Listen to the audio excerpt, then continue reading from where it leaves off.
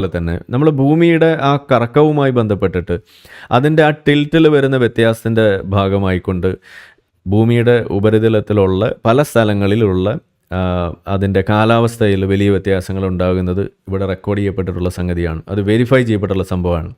അപ്പോൾ ഇവരിപ്പോൾ പറയുന്നത് ഈ മരുഭൂമിയൊക്കെ പച്ചപ്പായി പോകുന്നു എന്ന് പറയുമ്പോൾ ഇവർ പറയാതെ പോകുന്നൊരു സംഗതി, അല്ലെങ്കിൽ ഇവർ ഒളിപ്പിച്ചു വെക്കുന്നൊരു സംഗതി, ഈ സഹാറ മരുഭൂമിയായാലും ഇവർ ഇരുന്നിട്ട് ഞെളിഞ്ഞിരുന്ന് പറയുന്നുണ്ടല്ലോ, നമ്മളുടെ സൗദി അറേബ്യയൊക്കെ ഇപ്പോൾ അറേബ്യൻ ഡെസേർട്ടൊക്കെ ഇപ്പോൾ പച്ചപ്പാകാൻ പോകുന്നു എന്ന് പറയുന്ന സാധനം.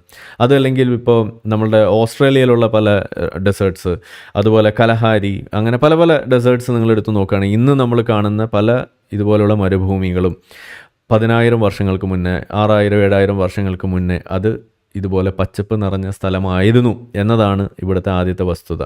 ഇത് പറയാതെയാണ് ഇവർ പറഞ്ഞു വെക്കുന്നത് തിരിച്ചിത് പച്ചപ്പ് നിറഞ്ഞുകൊണ്ടിരിക്കുന്നു എന്ന്. അപ്പോൾ ഇതിൽ നിങ്ങൾ